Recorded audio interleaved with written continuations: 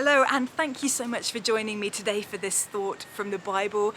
In these first few weeks, months maybe, of the year, we're going to be exploring some of the minor characters that we find in this incredible book. The kind of characters that might only appear for a couple of verses and never again, and yet there's so much that we can learn through them about looking up, about looking to God, and about reaching out into our communities and into our world in this year, right here and right now. Now, we all know about a man called Paul, right? He was an apostle. He was the man who wrote most of the letters in the New Testament. He planted churches. He spread the news about Jesus far and wide on his missionary journeys. And he went on to face severe hardship and even imprisonment and death for the sake of the gospel message. He was an incredible man who did amazing things for spreading the gospel message. And yet, that wasn't always his story. Paul used to be known as Saul, and he actually was a persecutor of the early church, doing all that he could to stop the message about Jesus being spread. He even arrested Christians, very likely sending some of them to their deaths. Now, Paul had a dramatic conversion moment. He was walking along the road to a place called Damascus when all of a sudden a bright light from heaven blinded him and he heard the voice of Jesus. Unable to see, his friends lead him by the hand into the city, and there he sits for 3 days doing absolutely nothing, not even eating or drinking. And that's when a man called Ananias enters the scene. We don't know so much about him. The Bible calls him a disciple. It's possible that he might have been one of the group of 70 wider disciples of Jesus, who he sent out 2 by 2, as we can read in the Gospels. But honestly, we don't really know that. We don't know much about him at all, other than the fact that he lived in Damascus, and we do know that he was known as a devout observer of the law and was highly respected by all the Jews living there. So he was a convert from Judaism to Christianity, and he was very well respected, even by the Jews. But that's all we know about him. That's it. We never hear from him again, not once in the Bible. And yet there is so much that we can learn from his brief appearance in Acts chapter 9. Let's read that. In Damascus, there was a disciple named Ananias. The Lord called to him in a vision. "Ananias!" "Yes, Lord," he answered. The Lord told him, "Go to the house of Judas on Straight Street and ask for a man from Tarsus named Saul, for he is praying. In a vision, he has seen a man named Ananias come and place his hands on him to restore his sight." "Lord," Ananias answered, "I have heard many reports about this man and all the harm he has done to your holy people in Jerusalem.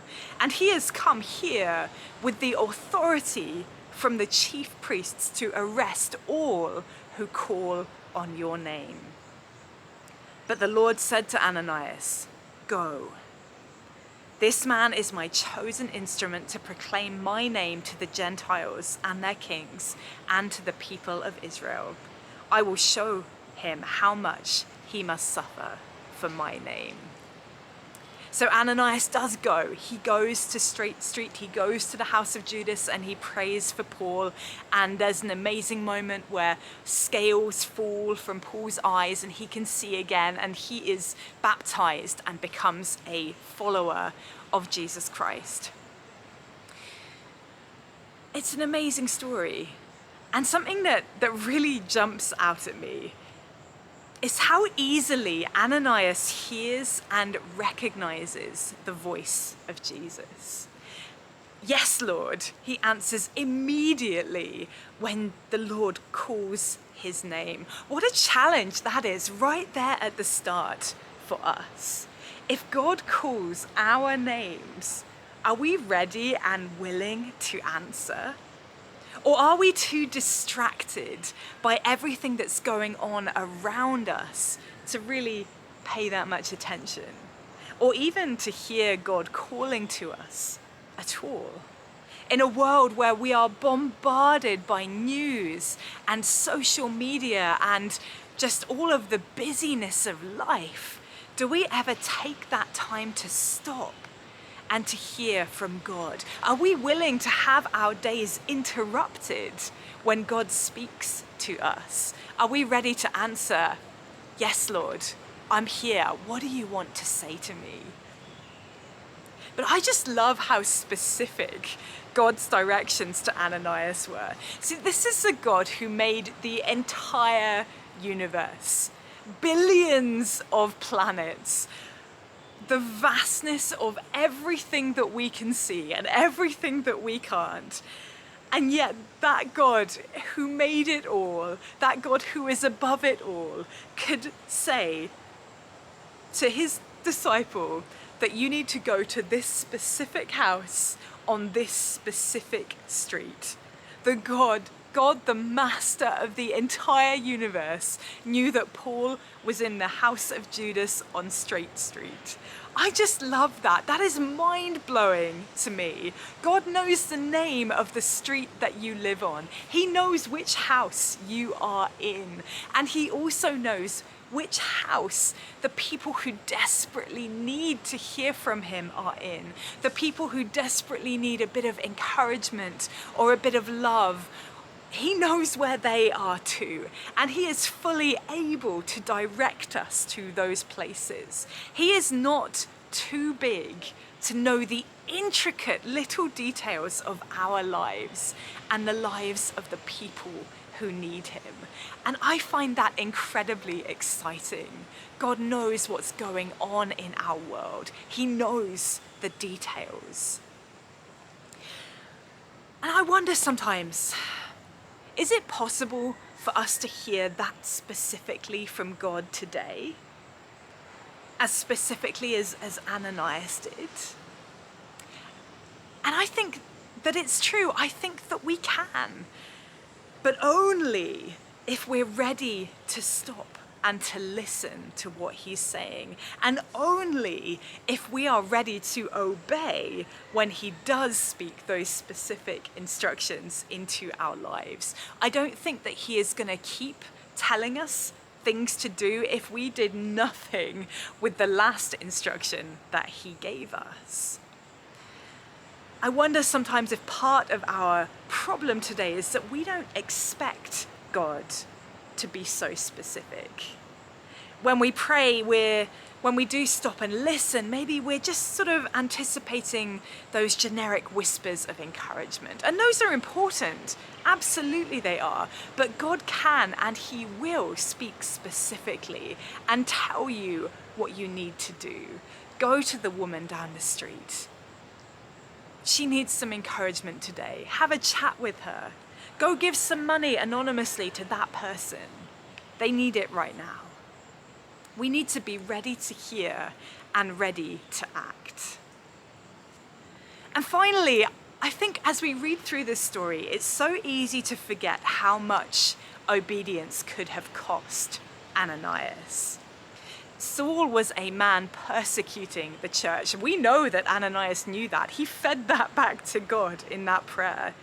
Ananias could have been arrested for presenting himself to this man. He could have faced a brutal, horrific death for following God's instruction. So God tells Ananias that Paul is going to be the instrument that he will use to reach to the Gentiles, but he doesn't say anything specific about what will happen to Ananias personally. There's no promise in that message from God saying, go, you will be safe. Go, I won't allow him to touch you. There is none of that. As far as Ananias knew, this might just be a step in the journey to Paul's conversion. He would have hoped, I'm sure, that being the man who would come and pray that Paul would see again would have helped him. But he didn't know that. This could have been the moment that sealed his fate. And yet he was willing to obey. I wonder, what are you willing to risk? What are you willing to put on the line in order to reach out? Are we ready to face ridicule, persecution, hardship, death? That might not be something that you need to worry about where you live today, but for some Christians in the world, that is a very real decision that they need to make. There can be a cost associated with reaching out, with obeying our great God. But there is an encouragement today because it is always worth it. It's easy to forget a character like Ananias in light of Paul, just to read through his story and think, well, good for him. All right, carry on. But where would Paul have been without Ananias? Blind, alone, afraid. Sometimes reaching out to one person might not feel like it's worth it, right? It's just one person. That's all I can do is reach one person. Is it really worth it? But who knows what impact that one person will go on to have? We need to be a people who are just like Ananias, looking up, looking to God, making time to hear from him. And also a people who are ready to obey, regardless of the cost, to reach out into this lost and fallen world. Thank you so much for joining me today for that thought from the Bible. I would love to hear from you too. Is there anything else that you get out of this story? Why not share it in the comments and we can have a bit of discussion and think, what else can we learn from this man called Ananias that we can apply to our own lives? I'll be back on Wednesday next week with another thought from the Bible, another minor character who we can see and learn from in these videos. So I will see you then.